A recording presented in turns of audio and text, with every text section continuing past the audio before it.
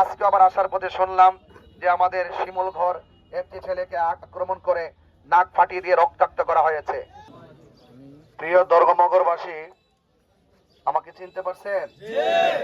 আমি আপনাদের তাহিরি হুজুর। আমি মনে করি রাজনীতিতে প্রতিযোগিতা থাকতে পারে, রাজনীতিতে প্রতিহিংসা থাকতে পারে না। আপনারা প্রতিহিংসার রাজনীতি বন্ধ করুন, মানবতার রাজনীতি করুন। আমি এখানে এসে শুনেছি আমাদের মোমবাতি সমর্থক যারা, তাদেরকে অনেক ধরনের নেতারা নাকি হুমকি দেয়। মোমবাতির প্রতীকের ওই যে ব্যানার লাগালে, ব্যানার লাগাইতে তারা বাধা প্রদান করে। অনেক জায়গায় ব্যানার ছিঁড়ে ফেলছে, ফেস্টুন ছিঁড়ে ফেলা হয়েছে। এবং আজকেও আমি এখানে আসার পথে, গতকালও সাতিয়াইন আমাদের রামেশ্বর একটা ছেলেকে আক্রমণ করা হয়েছিল। আজকে আবার আসার পথে শুনলাম যে আমাদের শিমুল ঘর একটি ছেলেকে আক্রমণ করে নাক ফাটিয়ে দিয়ে রক্তাক্ত করা হয়েছে। গত পরশুদিন চুনানুঘাটে আমাদের মাইকিং এ বাধা দেওয়া হয়েছে। আরে ভাই, আপনার কাজ আপনি করেন, আপনি রাজনীতি করেন, রাজনীতির ভাষায় কথা বলুন। আপনি রাজনীতি করেন, মানুষের কল্যাণে কথা বলুন।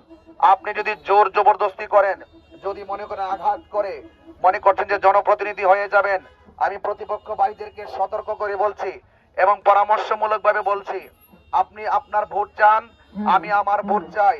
আমি আমার ভোট চাই, আপনি আপনার ভোট চান। আপনার প্রচার আপনি করুন, আমার প্রচার আমি করি। কিন্তু দেখা গেল সেই প্রচারে বিঘ্ন ঘটানো এবং গায়ের মধ্যে আঘাত করা, এটা কখনো মানবতার রাজনীতি হতে পারে না। আমি মনে করি এই রকম পেশি শক্তি যারা প্রদর্শন করছে, জনগণ বুলেট নয়, ব্যালটের মাধ্যমে 12 তারিখে জবাব দিবে ইনশাআল্লাহ। এই জন্যই ব্যালটের মাধ্যমে জবাব দেওয়ার জন্য সুন্নি জনতা কি প্রস্তুত আছেন? আমাদের দেশের সনাতন ধর্মী ভাইরা কি প্রস্তুত আছেন? এবং যারা অন্য ধর্মের আছেন, প্রত্যেকটা ধর্মের মানুষের নিরাপত্তার লক্ষ্যে, চা শ্রমিকদের সহকারে এবং আমাদের সকল মেহনতি মানুষের, প্রত্যেকটা মানুষের অধিকার আদায়ের লক্ষ্যে আমরা হলো সুন্নাত ওয়াল জামাত ইনশাআল্লাহ কাজ করে যাব। আমি আবারও বলছি, আমি এখানে অনেক বাজার ব্যবসায়ীরা আছে, যখনই কোনো দল ক্ষমতায় আসে আমরা দেখি যে কিছু সমাজের কিছু পাতি নেতা আছে, দোকানদারদেরকে জ্বালায় আংরা করে ফেলায়। কথা ঠিক কিনা? বিভিন্ন ধরনের হঠাৎ করে হুমকি দিয়া বলবে উচ্ছেদ করে দিব, আবার কিছু চাঁদা দিলে আবার সেখানে ব্যবসায়ীকে বসিয়ে দেওয়া হয় এবং দোকান এবং বিভিন্ন ধরনের সিন্ডিকেটে এই ব্যবসায়ীদেরকে অতিষ্ঠ করা হয়। আমি আপনাদের কাছে দায়িত্বহীন কণ্ঠে পরন্ত বিকেল বেলায়, সন্ধ্যা বেলায় আপনাদেরকে আশ্বস্ত করে দিয়ে যাচ্ছি, বৃহত্তর সুন্নি জোটের পক্ষে মোমবাতি প্রতীকে যদি নির্বাচিত হতে পারি, ইনশাআল্লাহ 1 নম্বর চ্যালেঞ্জ হলো এই মাধবপুর চোনারঘাট থেকে সকল চাঁদাবাজি বন্ধ করে দিবেন ইনশাআল্লাহ। অবৈধভাবে যে বালু উত্তোলন করা হচ্ছে এবং পার্শ্ববর্তী মানুষগুলোকে যেভাবে হুমকির মুখে খাল নালের মুখোমুখি করে ধ্বংসের দিকে ঠেলে দেওয়া হচ্ছে, অবশ্যই সেই বালু নিয়ে যারা সিন্ডিকেট করে বিভিন্ন অবৈধভাবে বালু উত্তোলন করছে, সেগুলো ইনশাআল্লাহ বন্ধ করে দেওয়া হবে। আপনাদেরকে অনুরোধ করে বলবো, আপনাদের কাছে অনুরোধ করে বলবো, মা বোনদেরকে আমার সালাম দিবেন, মা বোনদেরকে আমার জন্য দোয়া করতে বলবেন এবং মোমবাতি প্রতীকে ভোট দিতে বলবেন। এখন এবং এই বাজারেও, এই মাধবপুর চোনারঘাটে বিশাল জায়গার ভিতরে অনেক সনাতন ধর্মীর ভাইয়েরাও বসবাস করেন। মুসলমান মসজিদে যাবে, হিন্দু মন্দির যাবে, বৌদ্ধ পেগোডায় যাবে, খ্রিস্টান গির্জায় যাবে, যার যার ধর্ম পালন করবে। রাজনীতি করতে হয় বাহাদুরি দিয়ে নয়, রাজনীতি টাকার জোরে নয়, রাজনীতি ভালোবাসার জোরে করতে হয়। কথা বলেন ঠিক কিনা?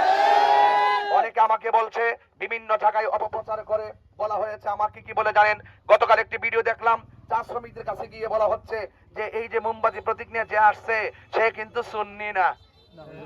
আমি বলি সুন্নি না, মোমবাতির প্রতীকে যে আসছে আমি নাকি সুন্নি না। ভিডিওটা সেভ করে রাখছি, সময় মতো দেখাইতাম সুন্নি কেটা। তো এই জন্য আমি নাকি সুন্নি না। আবার বলতেছে কার্ড দিব, কার্ড দিয়া বিভিন্ন জায়গায় ঘুরে দেখা যাচ্ছে। আরে ভাই, আপনি আপনার কার্ড আপনি দেন, আমি ইনশাআল্লাহ সুষম বন্টন নীতির আলোকে মাধবপুর চোনারঘাটের প্রত্যেকটা ঘরে ঘরে আমি ইনসাফের কার্ড দিব ইনশাআল্লাহ। সেই ইনসাফের ভিত্তিতে এই মাধবপুর চোনারঘাটকে এমন ভাবে সাজিয়ে দিয়ে যাব।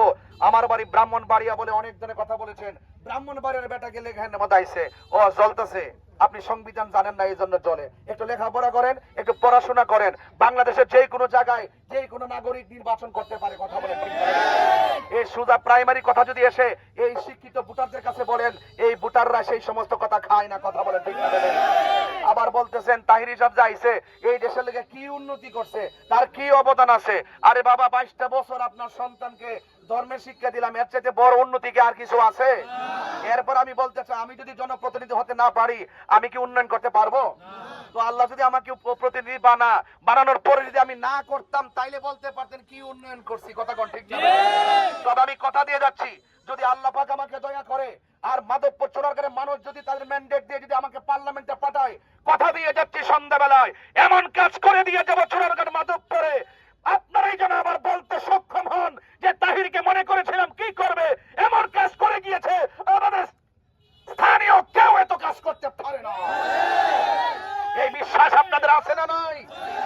আমি কথা নয় কাজে বিশ্বাসী, আমি ওয়াদা খেলাফ করি না। বলছি নির্বাচন করবো, আছি, কোন ধরনের লাল চক্ষু দেখিয়ে আমাকে সরানো যাবে না। এই জন্য আমি বলছি পেশি শক্তি বন্ধ করুন, হামকি দমকি বন্ধ করুন। ধর্মঘরবাসীকে বলে দিয়ে যেতে চাই, যদি কেউ পোস্টার ছিঁড়ে, যদি কেউ লিফলেট ছিঁড়ে, যদি কেউ মামলার হুমকি দেয়, তার নাম্বার আমার কাছে দিবেন, তার ছবি আমার কাছে দিবেন। ইনশাআল্লাহ প্রশাসনিক ভাবে নির্বাচন কমিশনকে নিয়ে আমি ম্যাজিস্ট্রেসি পাওয়ারে আমি তাদের এবং ম্যাজিস্ট্রেসি পাওয়ার গ্রহণ করে ওই সমস্ত অপশক্তির বিরুদ্ধে ইনশাআল্লাহ আইনি লড়াই করবো ইনশাআল্লাহ। সবাই ভালো থাকবেন, ঐক্যবদ্ধ থাকবেন, আপনারা আমার জন্য দোয়া করবেন। আমি আপনাদের জন্য কথা বলছি, আপনাকে স্বাধীন হতে হবে, গোলামি থেকে বেরিয়ে আসতে হবে, দাসত্ব থেকে বেরিয়ে আসতে হবে। আমাকে যদি আমার সামনে যদি কথা বলতে ভয় পান, তাহলে মনে করবো যে আমি যোগ্যতা হতে পারি নাই। আমার সামনে ওপেন এসে কথা বলবেন, বুকে বুক লাগাবেন, হাতে হাত রাখবেন, চোখে চোখ রেখে কথা বলবেন, আমার চৌকিতে বসে আপনি কথা বলবেন, আমার আমি মাটিতে বসে সেখানে বসে আপনি কথা বলবেন, রাস্তায় আমাকে জড়িয়ে ধরবেন, আমি আপনাকে জড়িয়ে ধরবো, আমি আপনাকে দোয়া করব, আপনি আমাকে দোয়া করবেন। এটাই হলো ইনসাফের রাজনীতি, এটাই হলো ভালোবাসার রাজনীতি। এই জন্য সবাই ভালো থাকবেন, আমার জন্য দোয়া করবেন। আসসালামু আলাইকুম ওয়া রাহমাতুল্লাহি ওয়া বারাকাতুহু।